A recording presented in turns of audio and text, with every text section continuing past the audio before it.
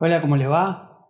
Muy bien, ahora sí vamos a dar comienzo a el último capítulo de Hebreos capítulo 13, ¿sí? Llegamos al final de este apasionante libro y vamos a, como hacemos todas las veces, a dar la respuesta del capítulo anterior, ¿sí? Del capítulo 12. Las preguntas eran: ¿a qué se refiere con nube de testigos?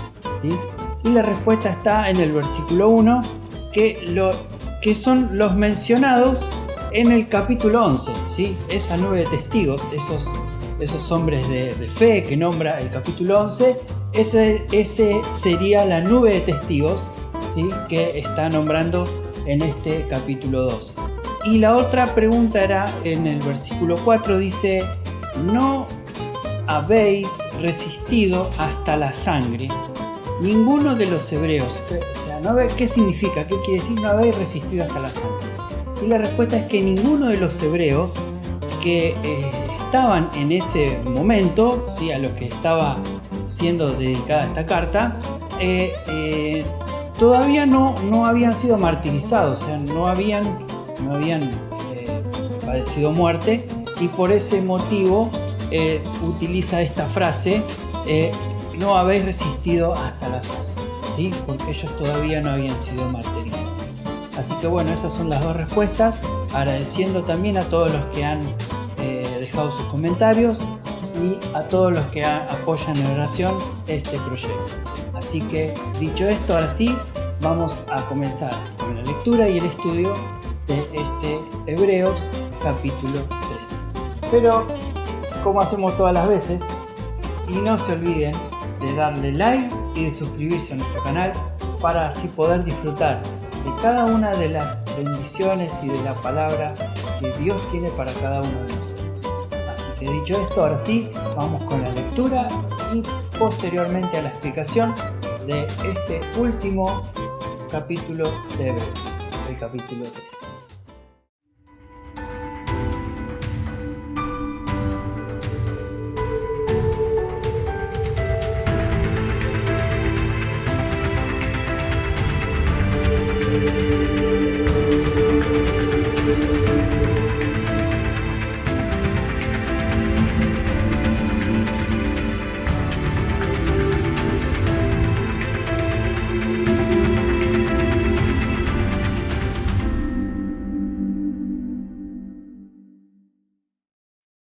Muy bien, así ahora vamos a dar comienzo a la lectura de Hebreos capítulo 13.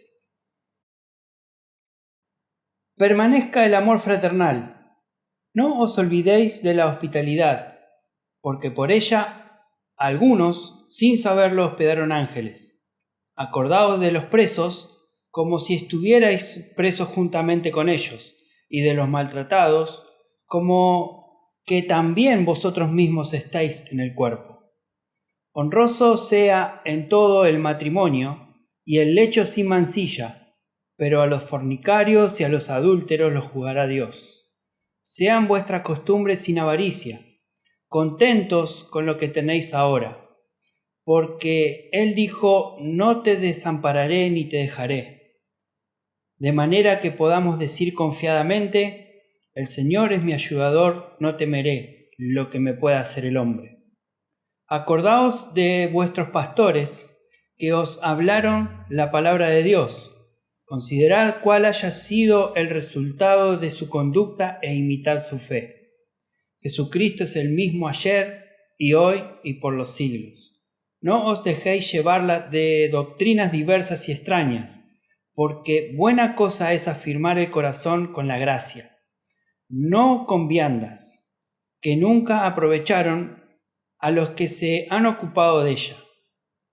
Tenemos un altar, el cual no tiene derecho de comer lo que sirven al tabernáculo, porque el cuerpo de aquellos animales cuya sangre a causa del pecado es introducida en el santuario por el sumo sacerdote, son quemados fuera del campamento, por lo cual también Jesús, para santificar al pueblo mediante su propia sangre, padeció fuera de la puerta.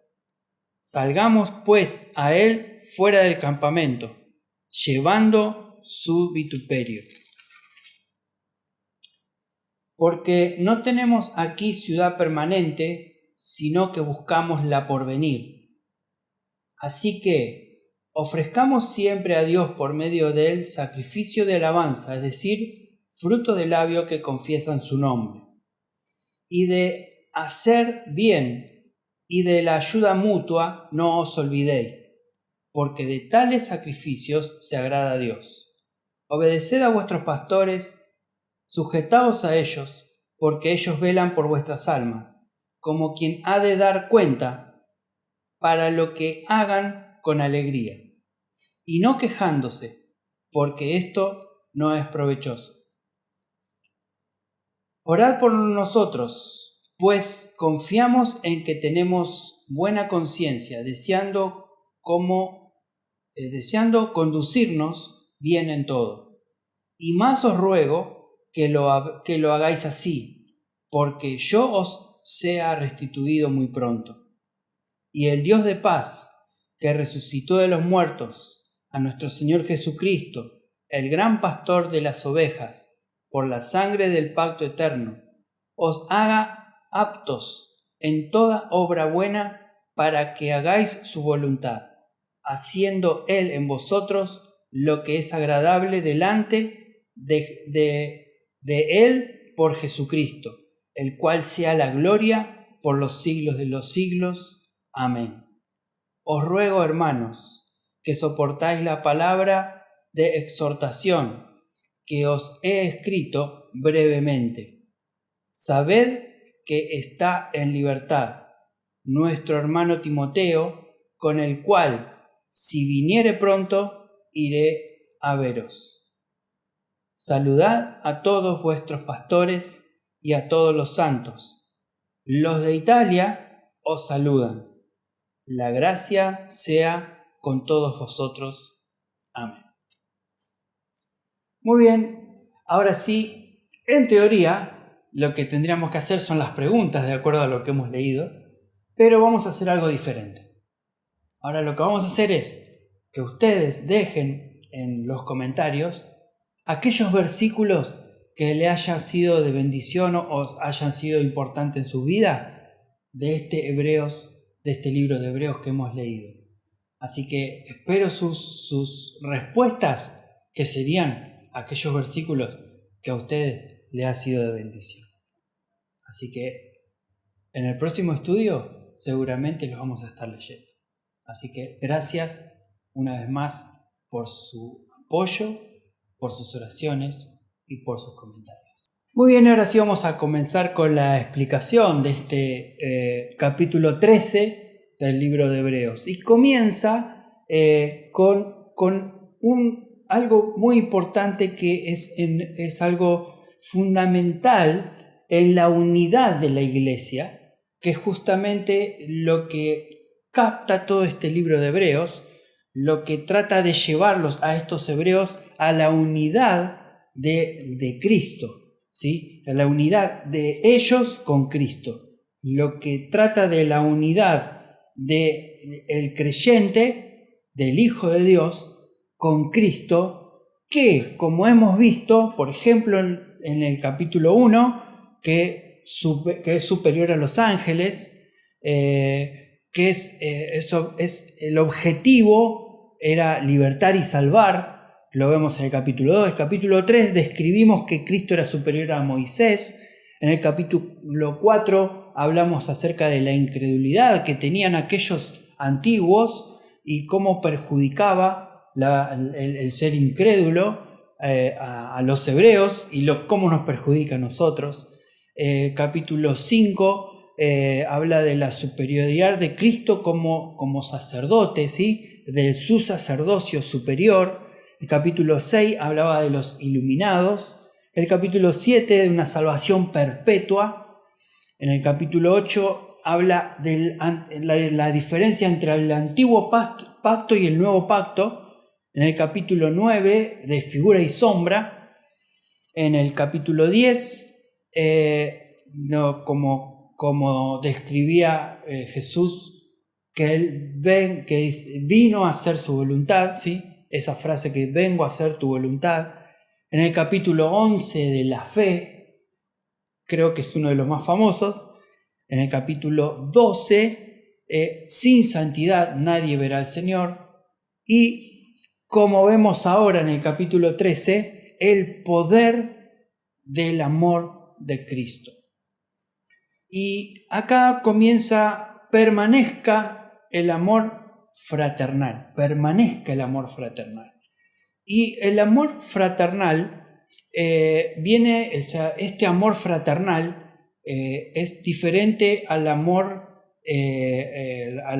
entre un padre y un hijo, ¿sí? O al amor entre hermanos familiares, ¿sí? Este amor fraternal es un amor entre hermanos, pero entre hermanos en la fe, hermanos en Cristo. Entonces es diferente, porque esto viene del hebreo filos, ¿sí? O Filadelfia, ¿sí? Que significa amor entre hermanos. Y vamos a leer en 1 Corintios para poder sintetizar o como para poder ejemplificar qué es lo que quiere decir acá. En 1 Corintios capítulo 12, verso 26 y 27 dice: de manera que si un miembro padece, todos los miembros se duelen con él. Y si un miembro recibe honra, todos los miembros con él se gozan.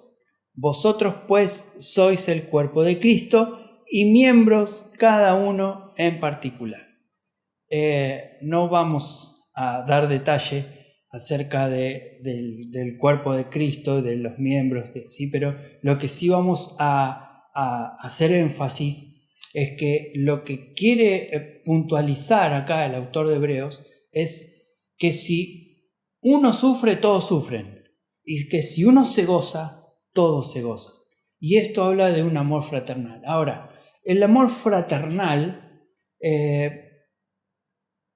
únicamente lo puede dar Cristo, porque humanamente nosotros no podemos amar fraternalmente, o sea, no podemos tener un amor de este tipo nosotros mismos, porque es muy difícil. Porque para poder amar a alguien lleva tiempo, y más si no es de tu familia. Entonces es esto lo que está diciendo acá. Por ejemplo, dice, siguiendo el versículo 2, no os olvidéis de la hospitalidad, porque por ella algunos, sin saberlo, hospedaron ángeles. Y acá lo que hace énfasis, lo que hace la referencia, es justamente de que para poder ser hospitalidario, no sé cómo decirlo, pero para tener esta hospitalidad necesitamos del amor fraternal. Y para poder tener el amor fraternal necesitamos primeramente del amor de Dios en nuestras vidas. Porque si no tenemos el amor de Dios, no podemos tener el amor fraternal. Primero está el amor a Dios y el amor de Dios en nosotros. Yo busco el amor de Dios y Dios me da su amor. Y cuando Él me da su amor, me revela el amor fraternal hacia los demás. Es así como se maneja. Porque por nuestra cuenta no lo podemos tener, no lo podemos cumplir, por más de que seamos. ¿Por qué? Porque nosotros como seres humanos hay muchas cosas en contra. Somos avaros, queremos todo para nosotros, no buscamos el bien del otro, sino el bien nuestro. Y esa es nuestra forma de ser. Entonces, como somos de esa manera, la única forma de poder cumplir es que Dios intervenga. Y cuando Dios interviene, entonces el amor de Dios hace que podamos cumplir con este amor fraternal entre hermanos. Si no, es muy difícil. Acordado de los presos. Vieron que lo estuvimos viendo en Hechos, también lo vimos en Hebreos, capítulo 10, verso 34, dice, porque de los presos también os compadecisteis, y él, despojo de vuestros bienes, sufristeis con gozo, sabiendo que tenéis en vosotros una mejor y perdurable herencia en los cielos. Que también más adelante nombra esto. Pero aparte de hablar de que nos acordemos de los presos, ¿sí? Sí, también acá hace énfasis, que no lo hace en la otra referencia que vimos recién, que dice de los maltratados, como que también vosotros mismos estén en su cuerpo, más los maltratados, porque no solamente en ese tiempo eran presos, sino que también eran castigados físicamente, no solamente de látigos o de otra forma, sino también de falta de comida, de falta de agua, muchas necesidades, estaban en situaciones, por así decir, extremas, los que estaban presos en Cristo. Y uno de los ejemplos lo tenemos, el de la cárcel de Filipos, que dice que estaban en un cepo y estaban en el fondo del calabozo, donde en ese lugar donde ellos estaban pasaban los desechos humanos. Entonces era una situación extremadamente, difícil, no solamente difícil en el sentido de soportarlo, sino también en el sentido humano. O sea, el mal olor, la mala limpieza del lugar, está ahí en esa situación. Entonces lo que dice, acordaos de los presos, como si estuvieran presos juntamente con ellos. Y esto es ¿qué quiere decir esto? Que también tienen esas personas que estaban presos, eran presos en Cristo, pero a su vez tenían la necesidad de que sean visitados.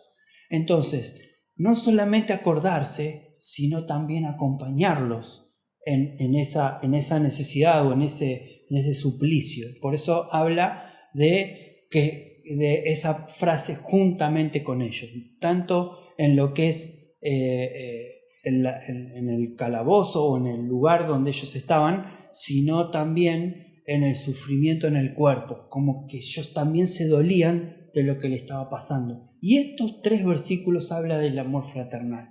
Este amor fraternal era justamente esto, y es justamente esto, es padecer con el otro, es sufrir lo que sufre el otro o con el otro, con el hermano, pero también es alegrarse con el otro y alegrarse con el hermano. Eso es el amor fraternal, no solamente en las buenas, sino también en las malas, ¿sí? Estar ahí en esa situación, ¿sí? En ese momento, apoyar su cabeza en el hombro, o que él apoya tu cabeza en tu hombro, ¿sí? Eso es estar en ese momento.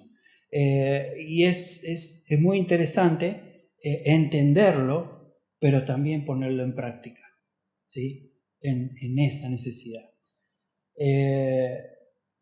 Si seguimos leyendo, ya en el capítulo 4 empieza a hablar sobre el matrimonio y nombra situaciones pecaminosas del hombre, del ser humano, que es los fornicarios, los adúlteros, ¿sí?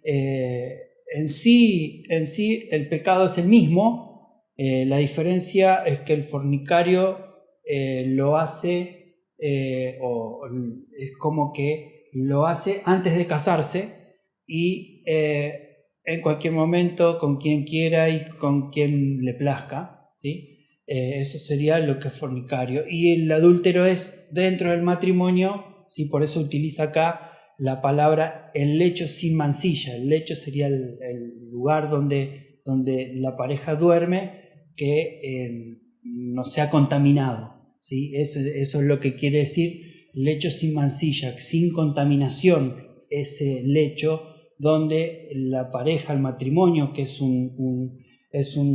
una institución bendecida por Dios y que Dios la instituyó, ¿sí? Desde antes de que Adán y Eva hayan caído, ¿sí? Esto ya estaba instituido por Dios, por eso también es muy gratificante que Dios bendiga esto, ¿sí? Es muy gratificante también casarse. Ahora no se acostumbra a eso, ahora se acostumbra a otra cosa, juntarse sin fiestas, sin la intervención de Dios en esas vidas, y esto tampoco es algo que a Dios le agrada. Por eso es importante entender que el lecho sin mancilla es que no sea contaminado. Siguiendo, dice, cuando empieza el versículo 5, dice: sean vuestras costumbres sin avaricia, contentos con los que tenéis ahora. O sea, esto habla del amor al dinero, ¿sí? Que en muchas ocasiones nos aparta de las cosas de Dios. Entonces es importante entender o poner en un balance, pero bien equilibrado, lo que es el dinero, lo que son las riquezas y lo que Dios quiere que hagamos con ellas. Entonces, a veces es un poco difícil, pero se puede, ¿sí? Dios tiene que intervenir, porque muchas veces por querer tener más dejamos a veces las cosas de Dios de lado, y ese hecho de querer tener más, o por ejemplo tener alguna situación económica difícil y buscar una solución diferente a lo tradicional, a un trabajo, lo que sea, esto es como que nos aparta, y en cierto modo dejamos de tener confianza en Dios, de que Él es el que tiene que solucionar el problema, en este caso económico. Entonces, el hecho de ser avaro es querer tener más riquezas de las que Dios nos da, porque si Dios nos da eso, es porque con eso estamos bien. Entonces, si tenemos necesidad de alguna situación económica o de algún bien material, pidámosle a Dios que dentro de su voluntad Él nos va a dar de acuerdo a lo que nosotros nos hace falta, no a lo que nosotros querramos, sino en que en realidad lo que nos hace falta para poder estar mejor dentro de este camino, dentro de esta vida.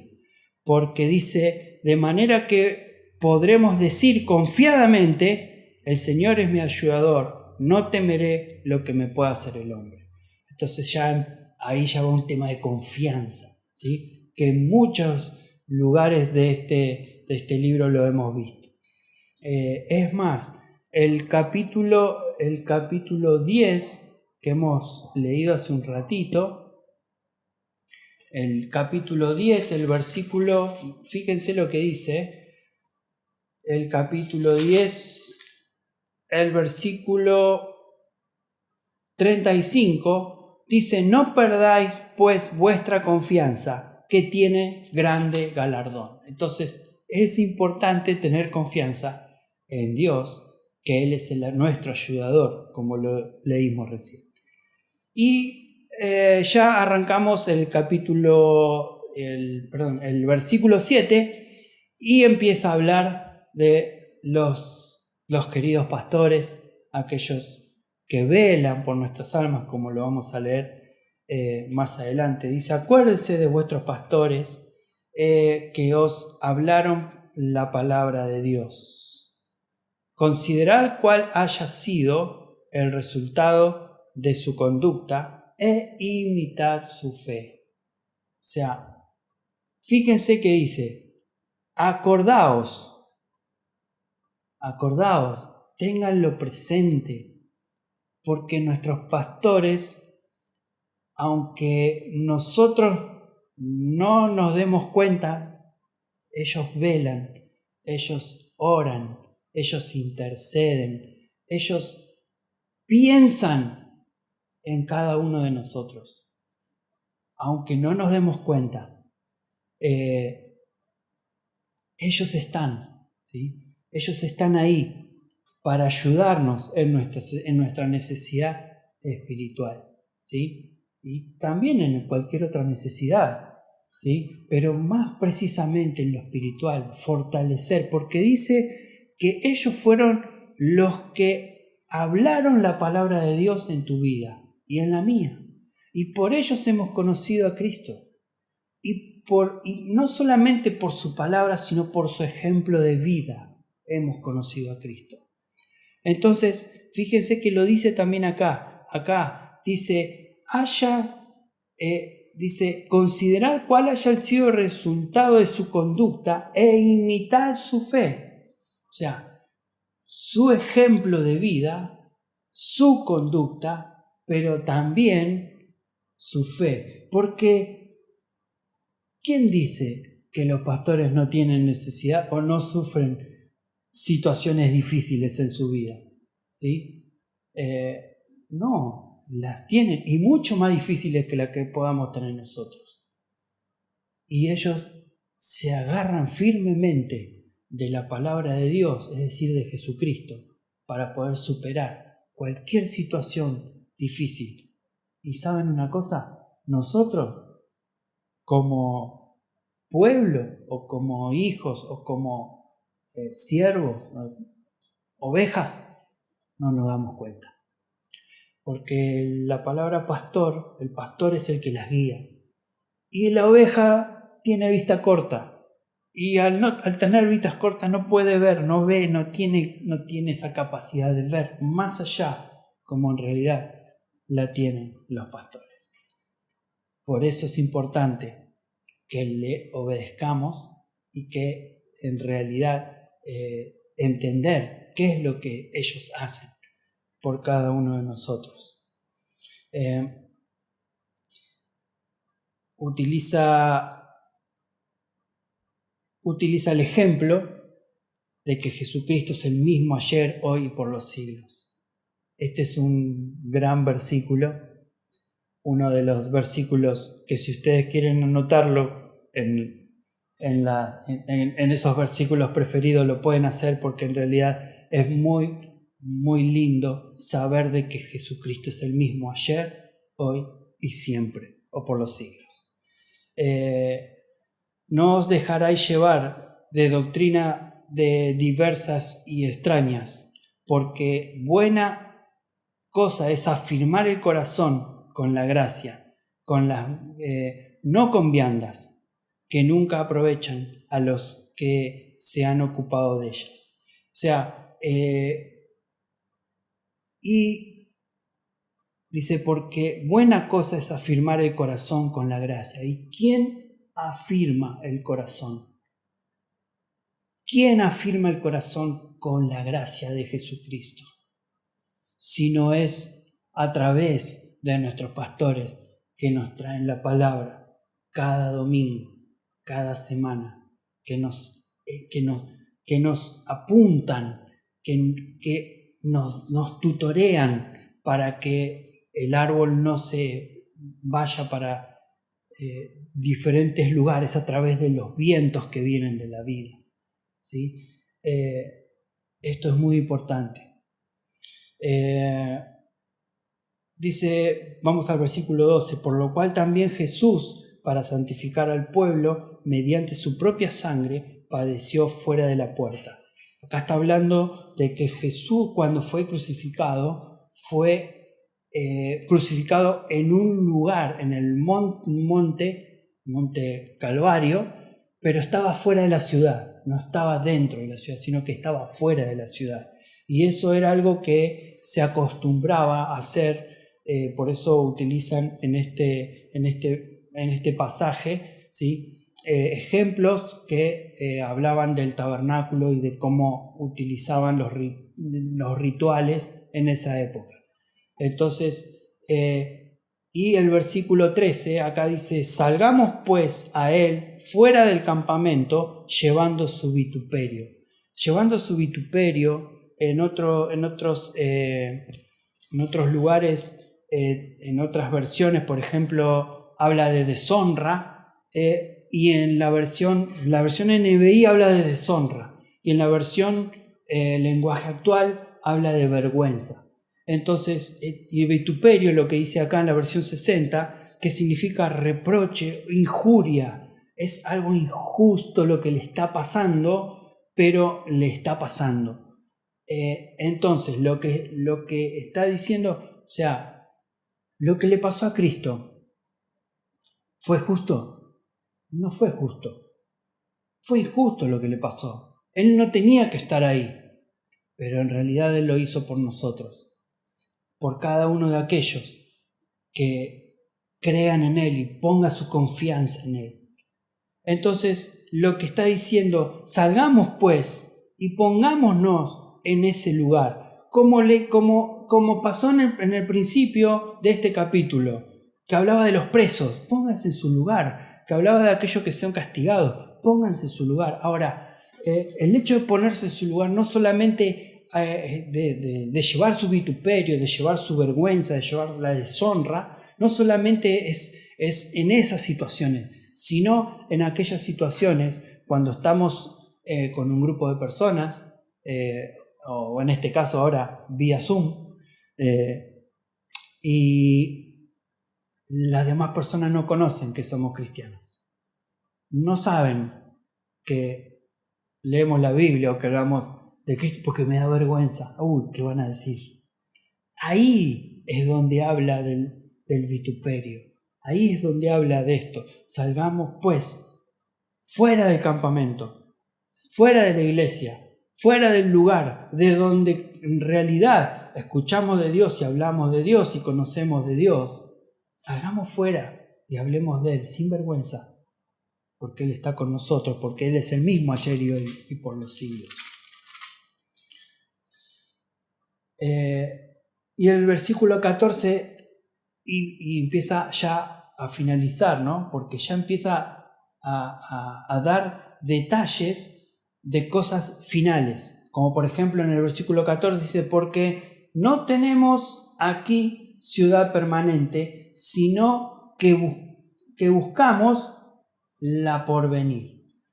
Y acá está hablando del futuro, ¿sí? De lo que va a pasar. Fíjense que dice ciudad por venir. A veces, por ejemplo, en muchas se escucha de que nosotros o que el hombre o que la persona va a ir al cielo, ¿sí? Y acá lo que dice es que la ciudad va a venir. Si nosotros leemos en Apocalipsis, capítulo 21,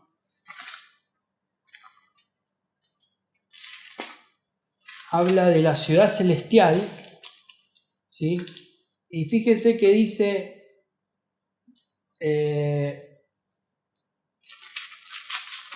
el capítulo 21.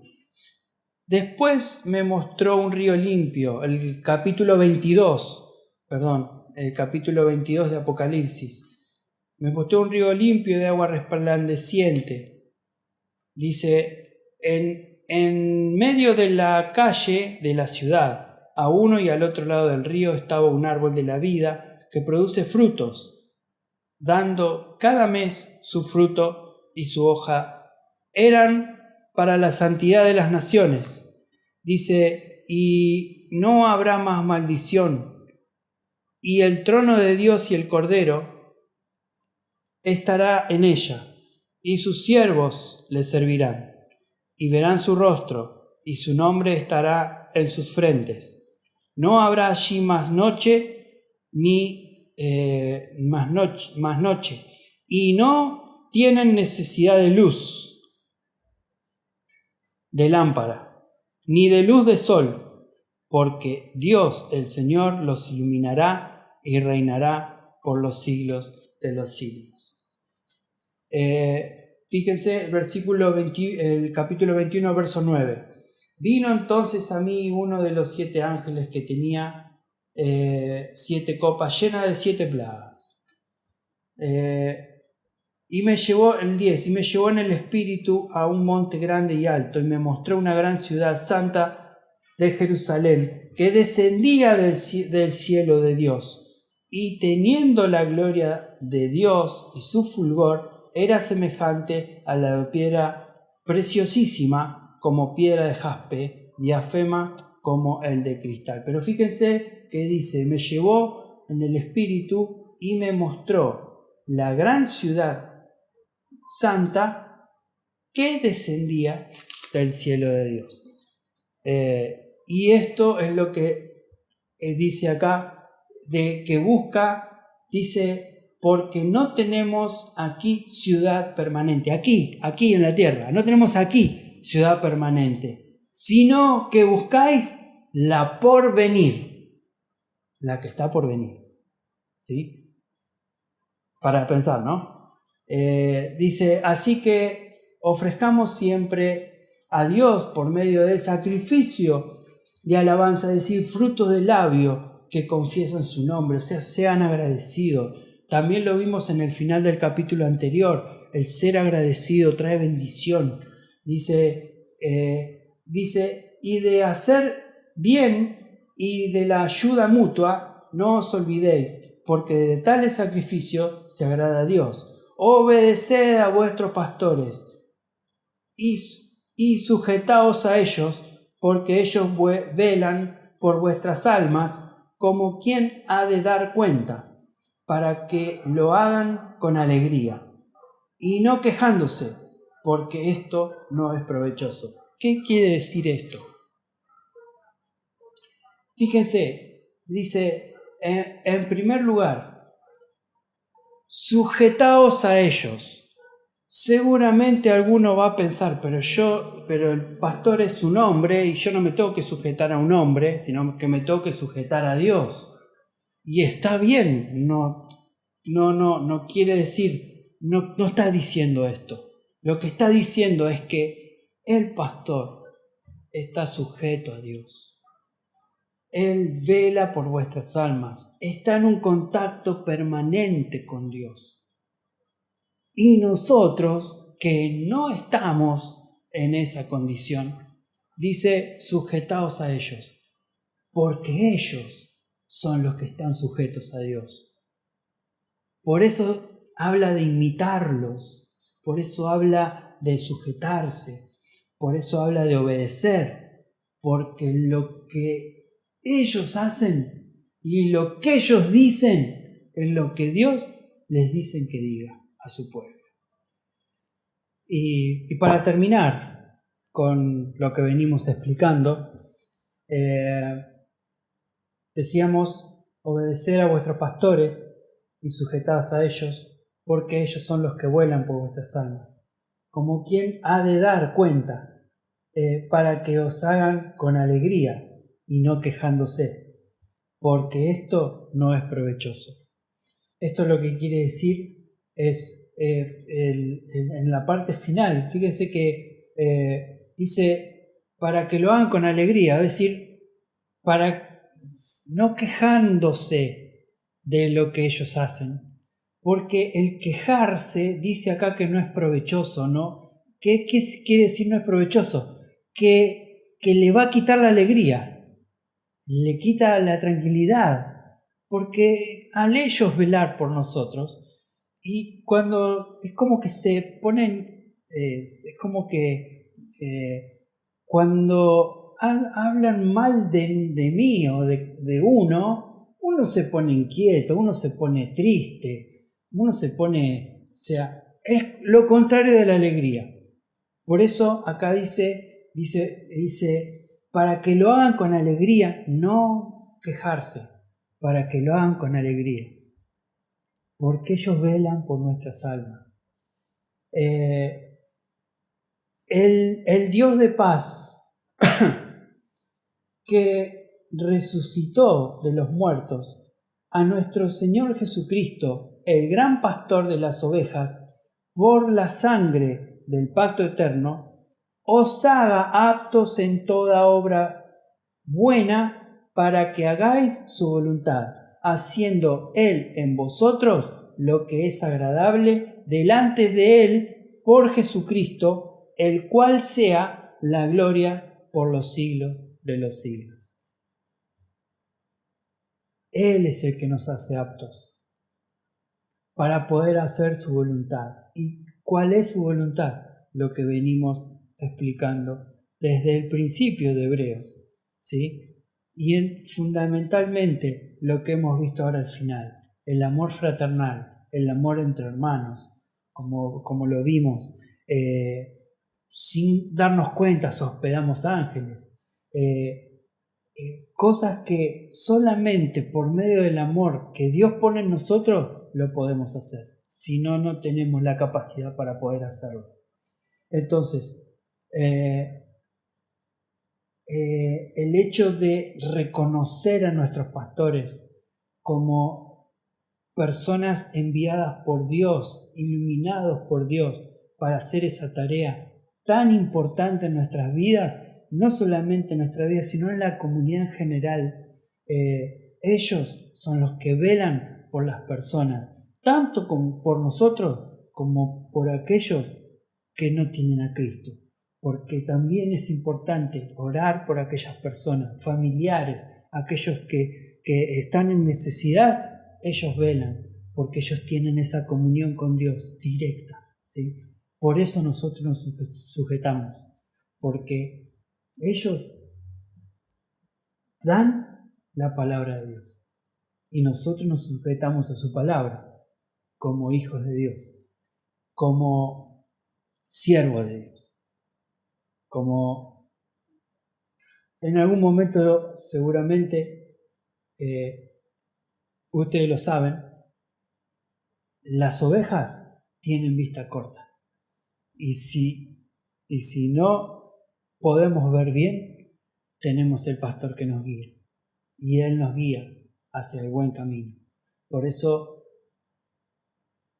rogamos a Dios que Él nos haga aptos en toda buena obra para que hagáis su voluntad en todo momento.